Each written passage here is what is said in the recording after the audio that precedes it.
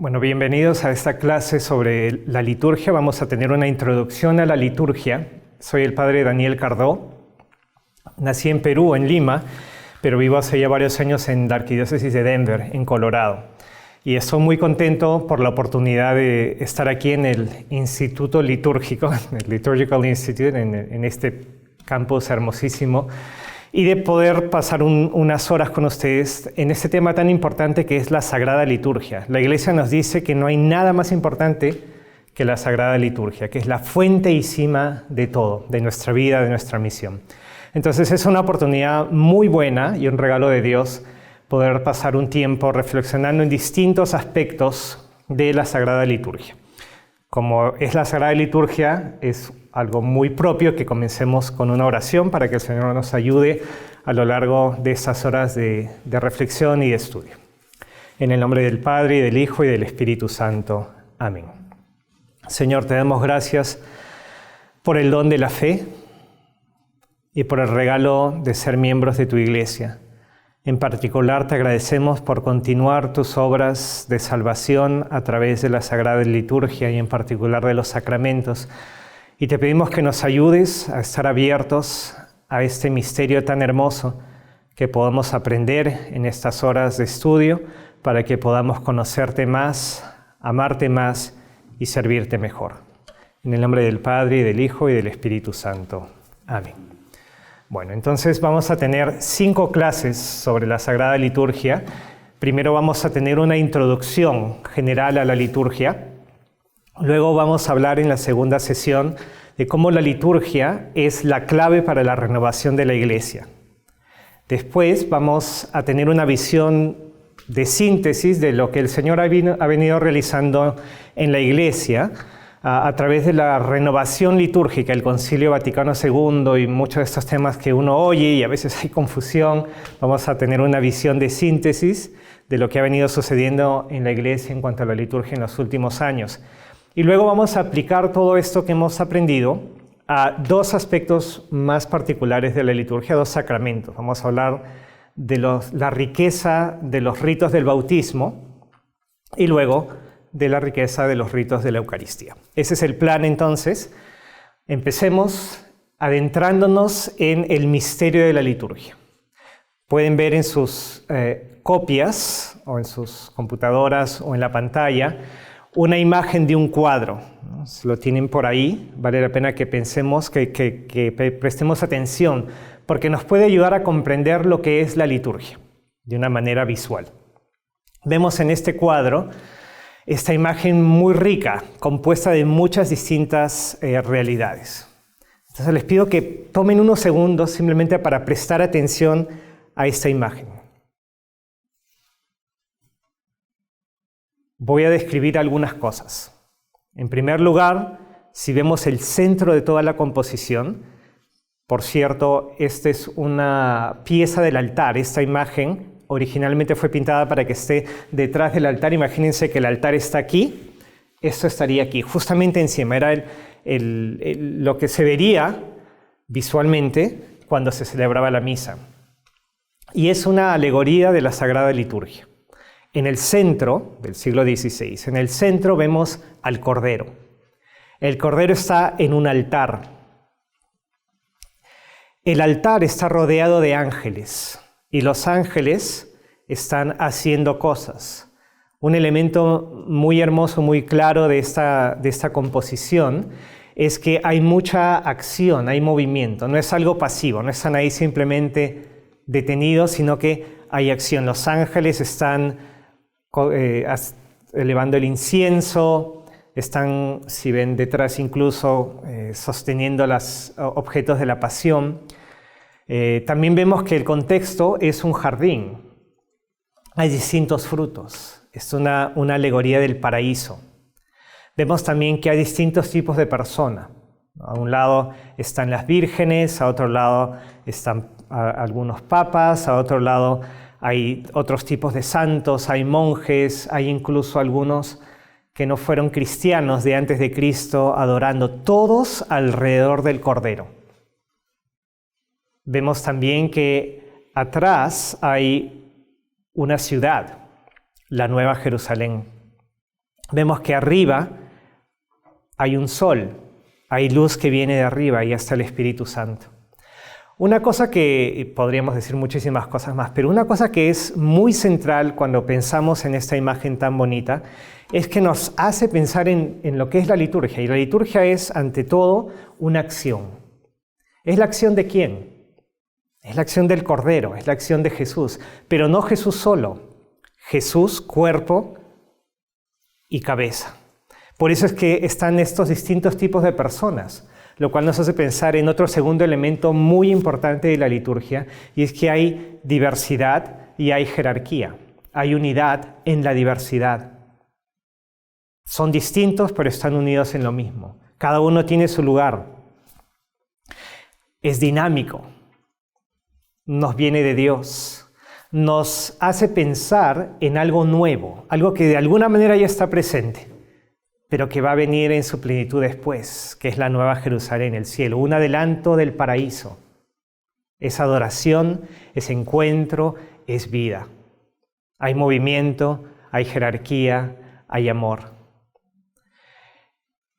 Esto es la Sagrada Liturgia, este es el misterio de la Sagrada Liturgia. Más adelante vamos a ver ya algunas definiciones más concretas, pero vale la pena empezar con un poco de, ojalá, fascinación y admiración por esto que va más allá de los conceptos. Es la vida divina que viene a nosotros. Ahora, ¿cómo viene a nosotros? Y ahora los invito a que veamos otra imagen, que obviamente en este caso la tienen ahí en la pantalla, la tienen en sus copias. No es una pintura, sino una foto. Recuerdo la primera vez que yo vi esta foto, me impresionó muchísimo. Es en el contexto de la Segunda Guerra Mundial. Y como pueden ver, es una iglesia en ruinas, una iglesia destruida. Bombas están cayendo. Y en medio de este contexto de crisis en el cual la iglesia literalmente se está cayendo a pedazos porque hay bombas y hay gente que está muriendo, vemos que hay algo que está sucediendo dentro de la iglesia. Y nuevamente les pido que miren y presten atención. Y si pudieran, que digan qué es lo que está pasando aquí y en particular, que comparemos esta foto con la pintura. ¿Qué elementos de la pintura vemos aplicados aquí en la vida real? Y yo me atrevo a sugerir algunos. En primer lugar, vemos que también hay movimiento, hay acción. Eso es algo dinámico, están haciendo algo. En segundo lugar, vemos que también hay orden, hay diversidad, hay jerarquía. Cada uno tiene una función muy específica.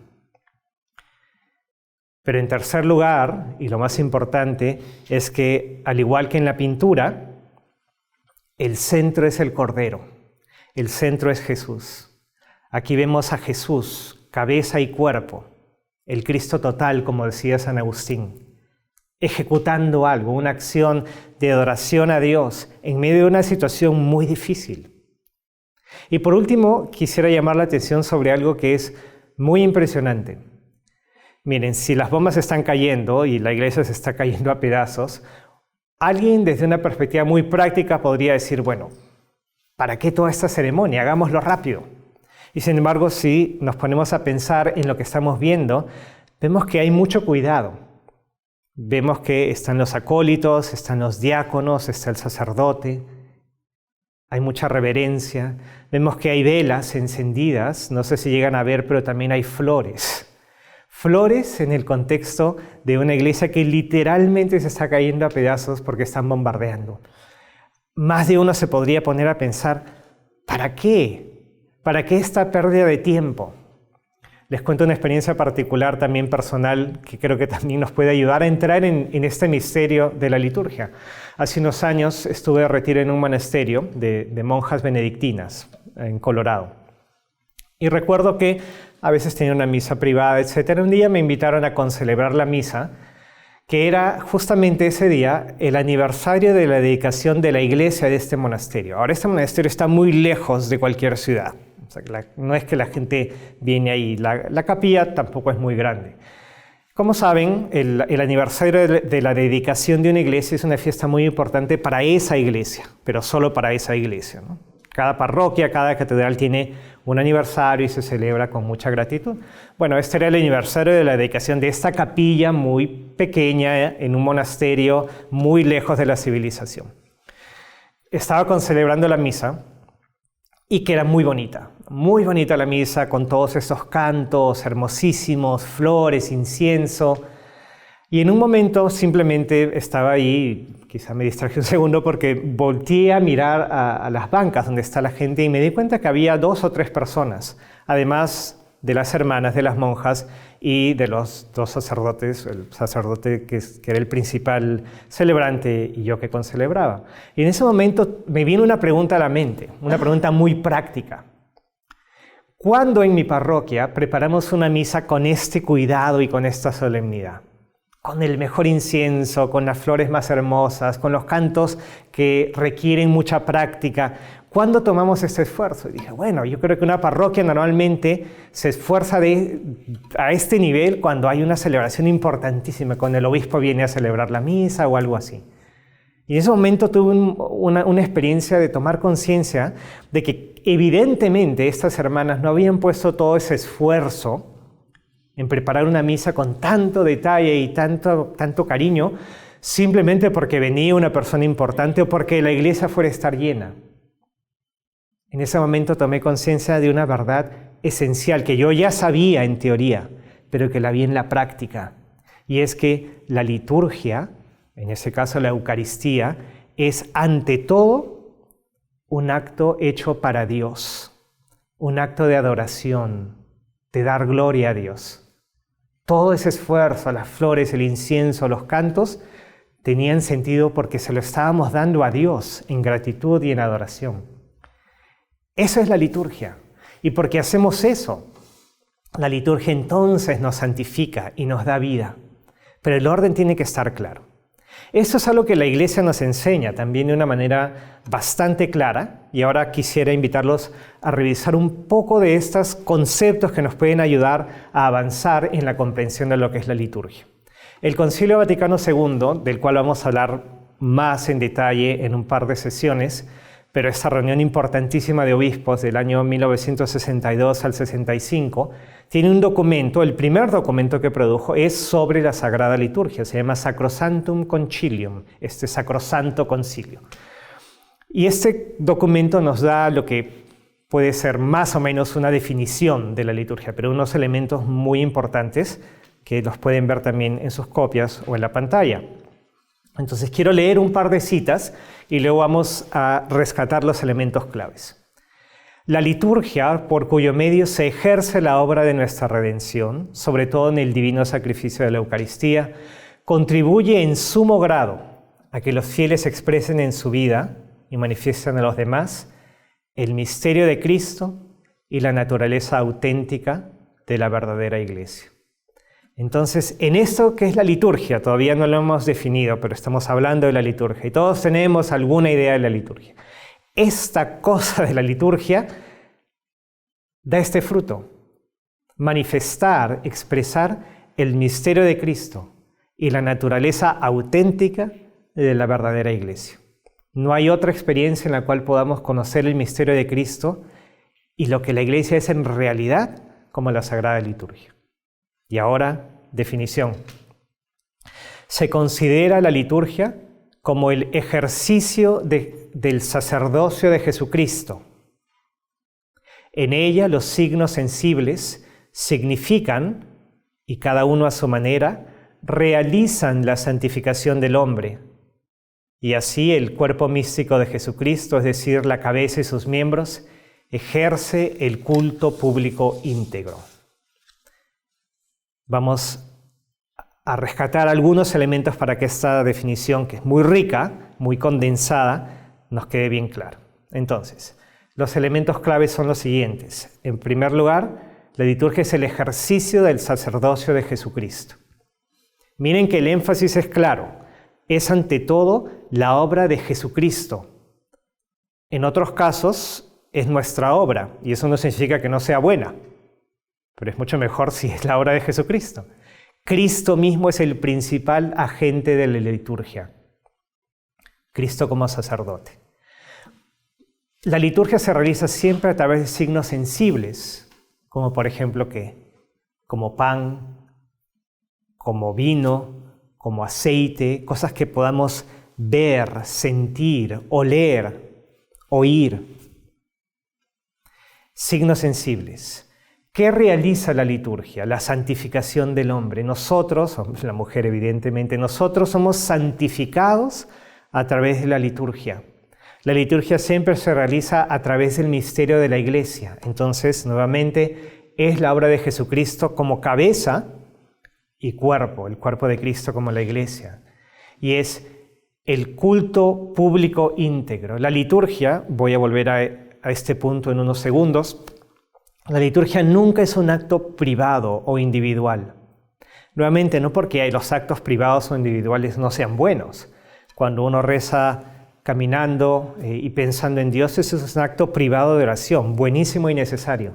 Pero la liturgia, por definición, es siempre el culto público íntegro, es la oración universal y oficial de la Iglesia, que da gloria a Dios. Es la manera de dar gloria a Dios. Liturgia, para que también quede claro la palabra de una manera muy sencilla, como muchas otras palabras que usamos en nuestro lenguaje, viene de otro lenguaje más antiguo, en este caso del griego. No nos vamos a complicar con detalles innecesarios, pero simplemente para que nos quede claro, liturgia es una palabra que viene de dos palabras. La primera,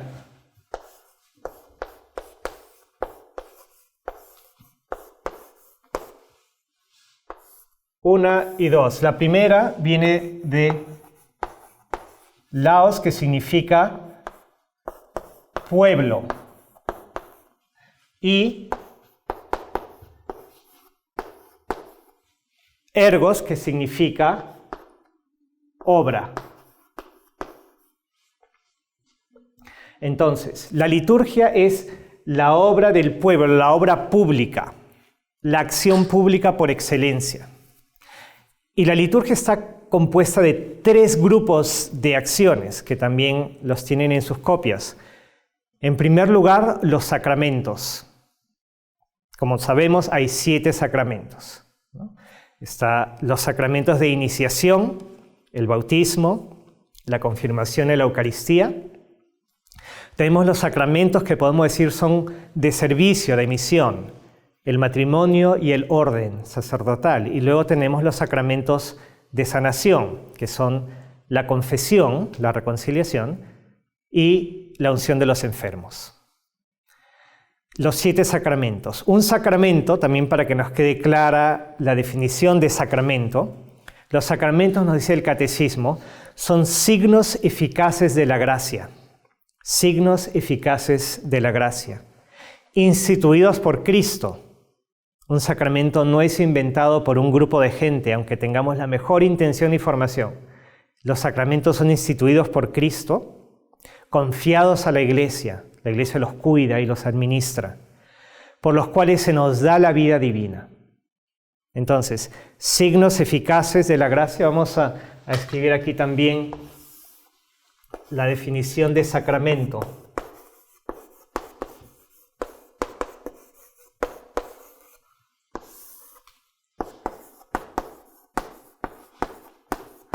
Signos eficaces de la gracia. Y quiero rescatar aquí, aunque lo voy a enfatizar luego, que son signos eficaces. Eso significa que no solo representa, nos hace pensar en algo, sino que lo realiza. El signo, en el caso del sacramento, efectúa, hace realidad lo que significa. Por ejemplo, por usar un ejemplo un poco tonto, pero si uno hace el signo así, uno hace un signo de paz. O si uno ve en la calle cuando está conduciendo el coche un signo rojo que dice pare o stop, ese signo nos indica que uno debería parar, pero no hace que el auto se detenga. ¿No? Cuando uno hace el signo de la paz, te deseo la paz, pero eso no significa que la paz llega a ti. Los signos representan algo en la vida humana. En los sacramentos son signos eficaces, que no solo nos hacen pensar en algo, que no solo nos sugieren que deberíamos hacer algo, sino que lo realizan. El signo de la Eucaristía no solo nos hace pensar en lo que Jesús hizo hace 2000 años, sino que realiza la presencia del sacrificio de Cristo. Nuevamente, este es un tema muy importante sobre el cual vamos a volver. Son signos eficaces de la gracia. Otro tema clave, instituidos por Cristo, confiados a la Iglesia.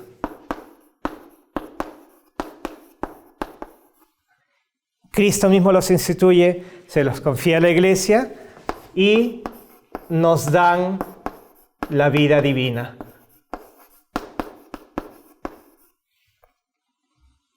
Esto lo realizan los 7 sacramentos. Son ritos que son siempre visibles. Esta es otra cosa importante. Siempre son visibles. San Agustín decía que los sacramentos son palabras visibles.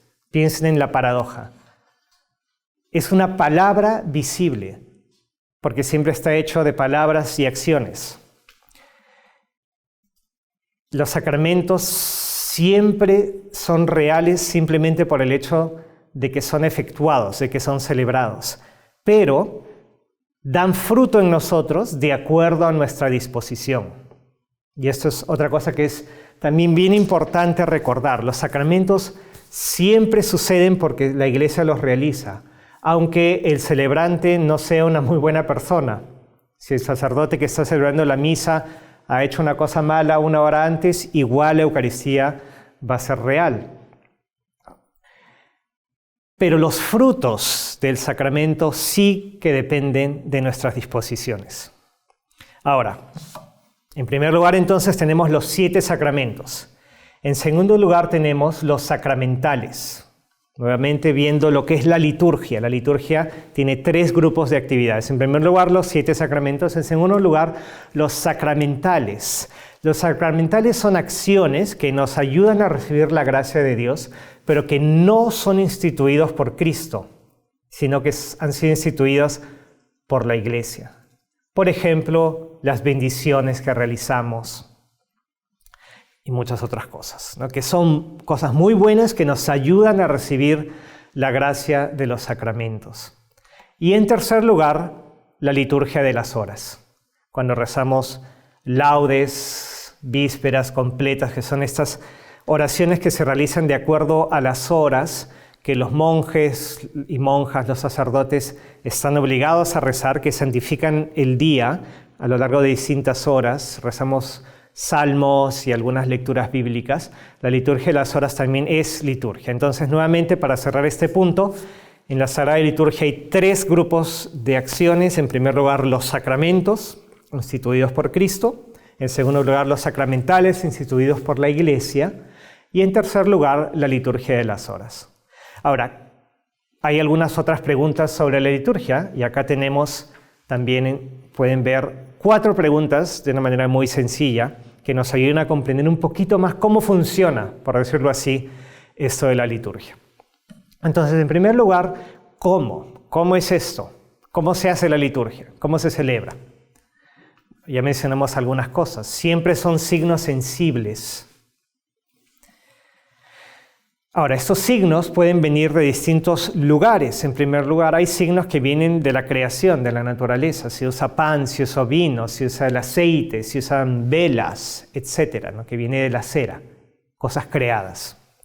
También hay signos que vienen de la historia de la vida humana, es decir, imposición de las manos, que es algo que es un gesto muy humano, y muchos otros, y luego signos que vienen de la historia. Por ejemplo, cuando pensamos en cómo Dios rescató al pueblo de Israel por el Mar Rojo, ¿no? El Éxodo y muchas otras cosas. Entonces hay signos que nos hacen la realidad que estamos renovando, algo perceptible.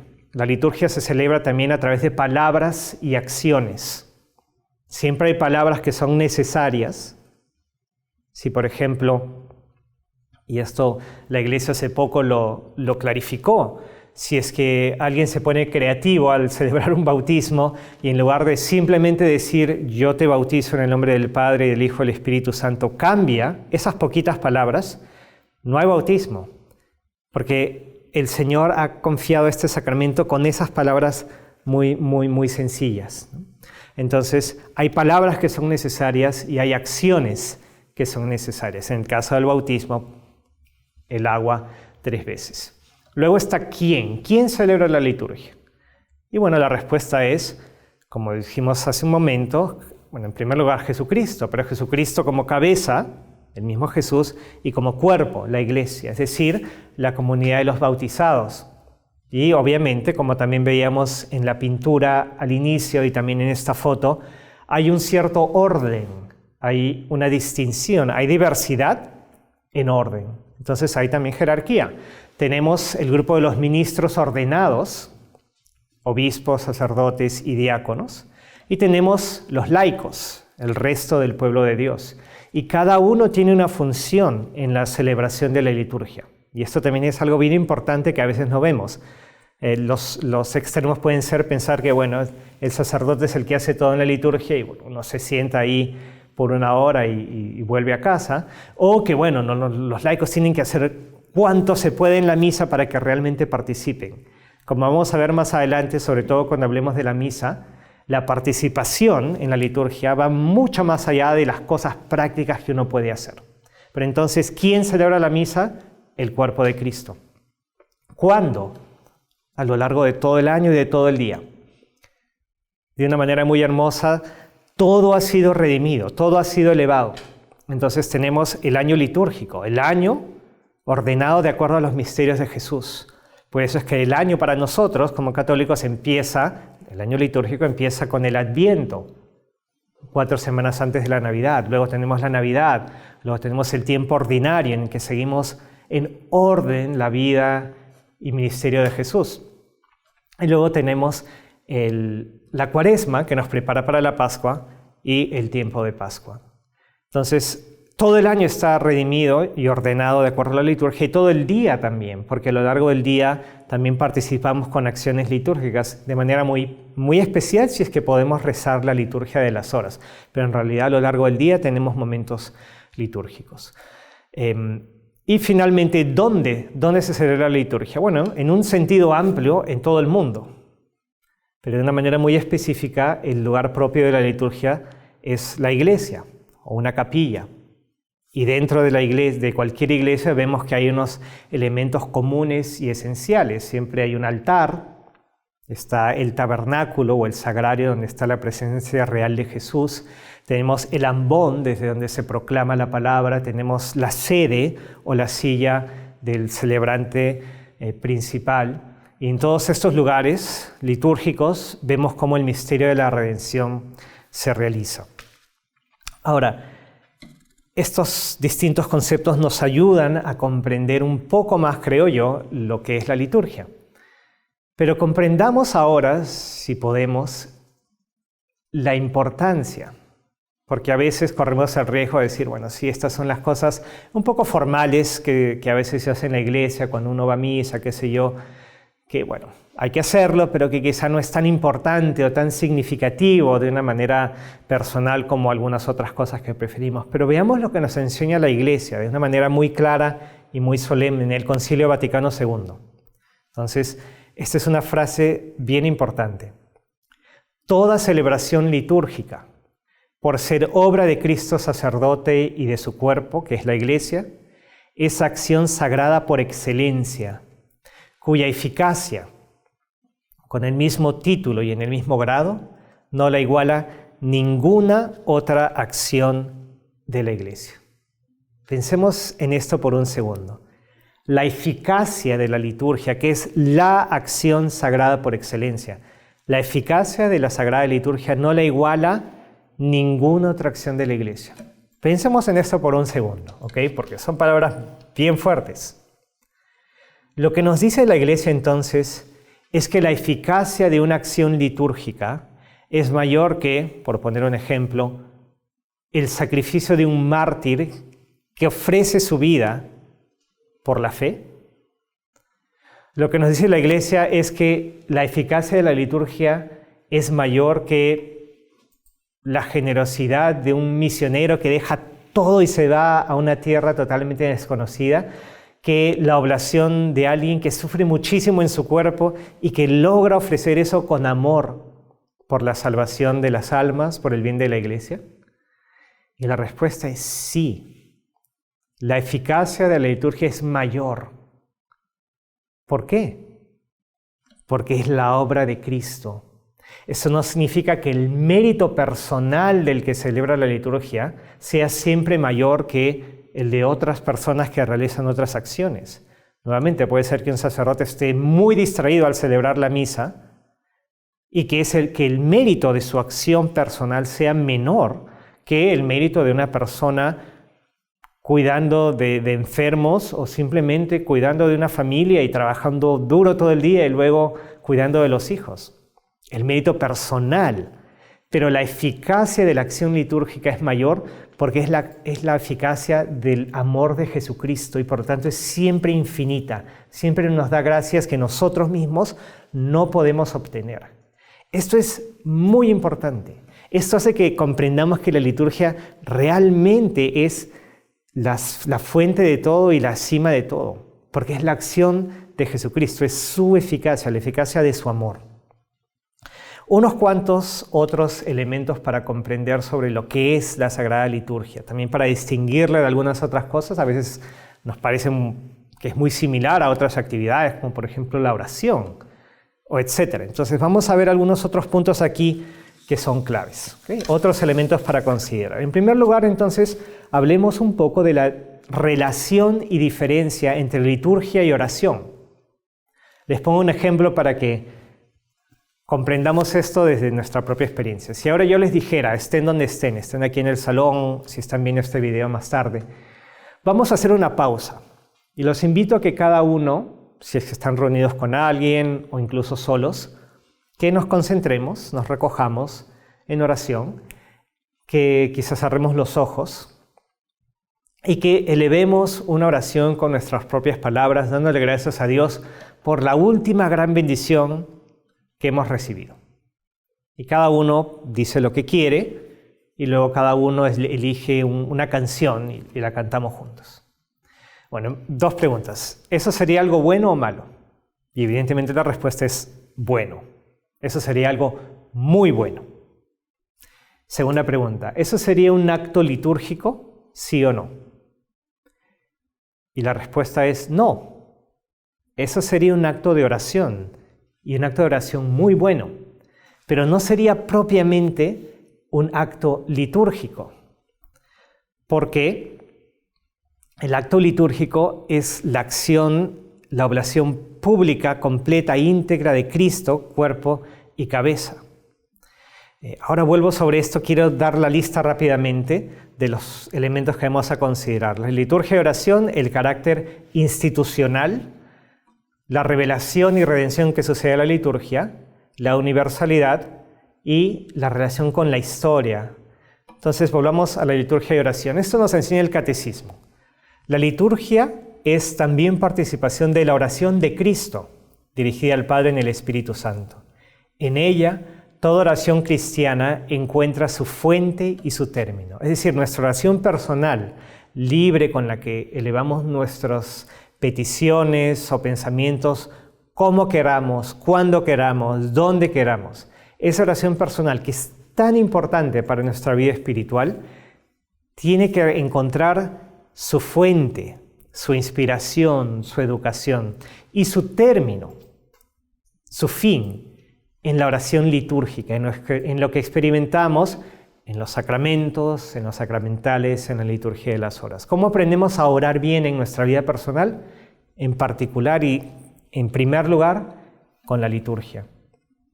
Una cita de Romano Guardini, que es un gran teólogo de inicios del siglo XX, nos dice: la liturgia es por esencia la lex orandi, la ley de oración.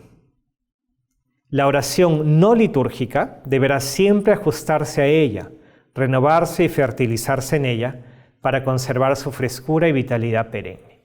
¿Cómo aprendemos a rezar bien en nuestra vida cotidiana? participando lo más y mejor que podamos de la liturgia.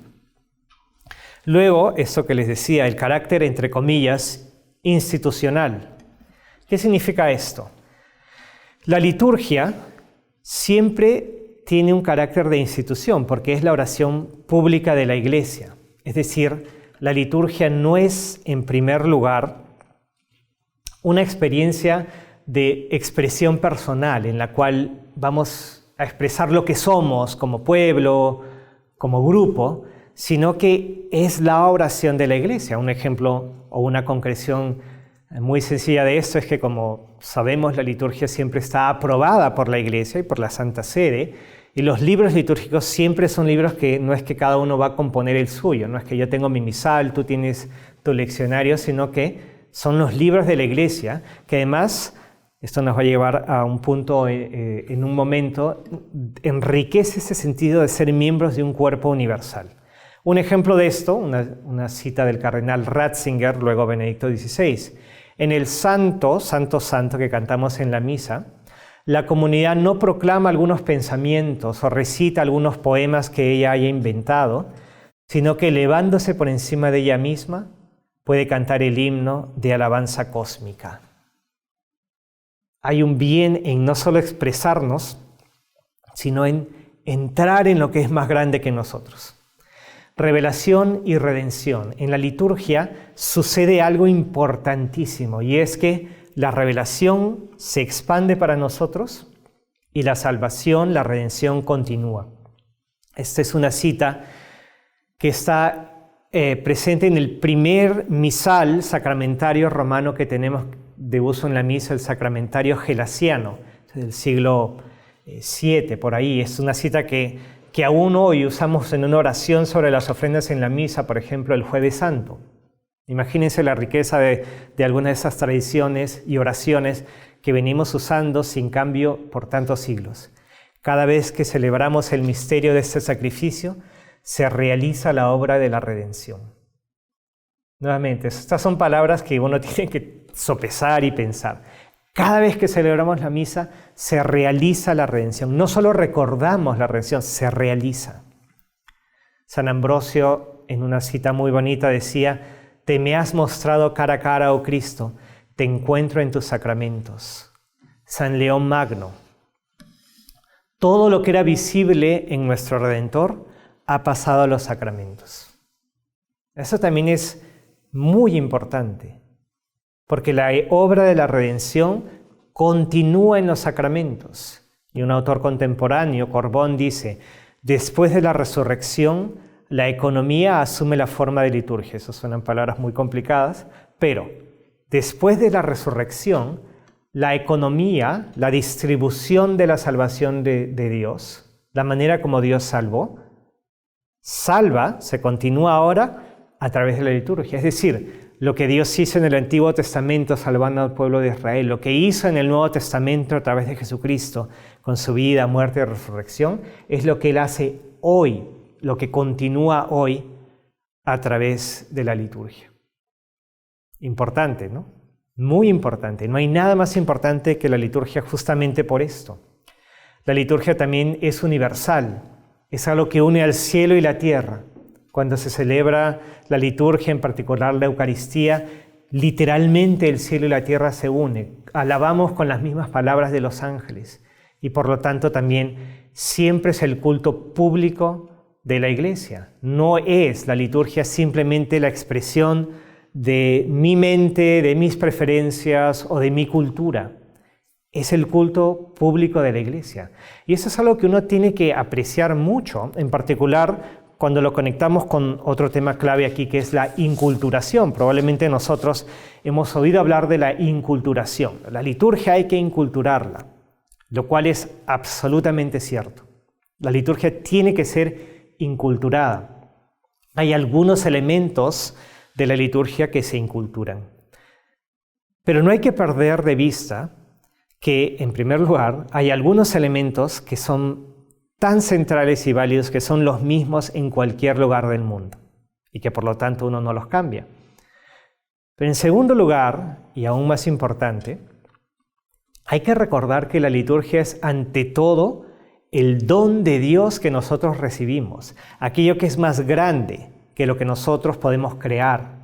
Nuevamente, hay espacio en nuestra vida espiritual para esas oraciones libres que uno puede componer, para rezar de una u otra manera. No solo hay espacio, no solo hay oportunidad, hay necesidad, necesitamos de eso. Sin embargo, la liturgia no es el espacio principal para eso, porque la liturgia es el don que recibimos que es más grande que nosotros. El cardenal Sará, que fue el encargado de la liturgia universal en el Vaticano, se acaba de retirar. Él es de África. Y él tiene una frase que a mí me llamó mucho la atención cuando la dijo, que creo que nos puede ayudar a entender esto. Él decía: yo soy africano y amo mi cultura. Pero la liturgia no es el lugar para expresar mi cultura, sino el lugar para bautizar a mi cultura. Y eso es algo que nosotros tenemos que tener en cuenta, porque el énfasis principal tiene que estar en recibir de Dios. La liturgia es esa actividad en la cual nosotros recibimos su gracia y su palabra. Es más sobre lo que Dios nos va a decir que sobre lo que nosotros queremos expresar. Ahora, habiendo dicho eso, como les dije también, hay algunos elementos litúrgicos que evidentemente se pueden y deben inculturar, ¿no? Hay algunas cosas en la música o etcétera, también hablaremos un poco más de eso luego, que sin duda es bueno tratar de inculturar, siempre y cuando comprendamos que hay momentos en los cuales uno puede expresar muchísimo su cultura y su identidad. Lo central de la liturgia es que Dios nos dé lo que nosotros no podemos crear.